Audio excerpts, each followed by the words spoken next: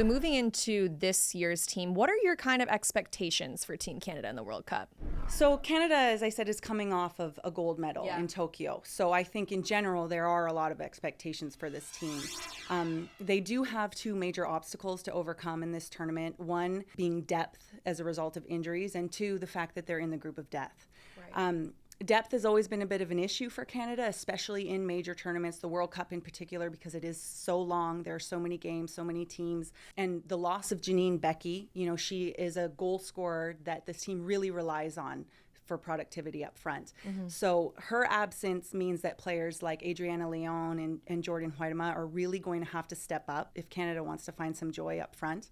Now, the other major loss due to injury for Canada is Desiree Scott. Mm-hmm. She's known as the Destroyer. She's a phenomenal player on the field, but I think what she brings first and foremost to this team is leadership. That veteran experience is something that is immeasurable. You really can't replicate that, and she is a presence both on and off the field for this team, so that does leave a big hole overall for the team, but also specifically in midfield there will be some questions for Canada. Right. I think you've got two of the best players in the world in Jessie Fleming and Christine Sinclair, who will step up and pull it together and find a solution there for that hole in the midfield. But overall, Desiree Scott, that's a bit of a blow, missing her from the team. I think where I don't worry about depth for this Canadian team is defensively. This is one of the best back lines in the world. I have so much confidence in Kadisha Buchanan, in Vanessa Gilles as center backs. Mm-hmm. They will be holding down the fort in the middle of the pitch, and then they have so much depth. There's a number of players that can rotate in and out of those positions. Shalina Zadorsky is another player that can play in the center, that can come off the bench. And then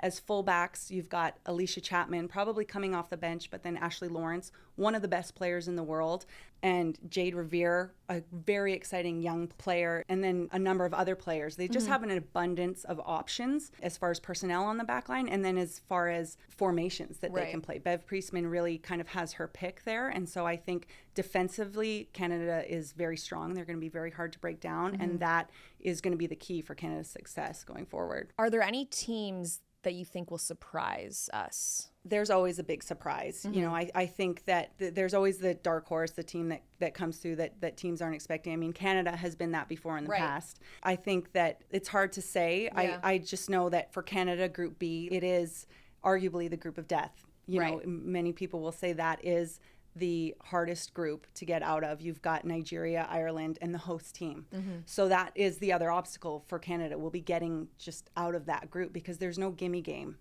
in that group, which means for a team with a lack of depth, there's no opportunity to rest players. Totally. But because they have such a strong back line, if they can sort of weather the storm for those first three games and eke out a win against the host nation, which it's a tough ask, but it's possible. They're a good matchup against Australia. They could potentially finish first in their group. And from there, it's a very clear path to the final. Mm-hmm. So there's a possibility that Canada will be the team to surprise in this tournament. And at the very least, I think they'll make it to the knockout stages. Yeah.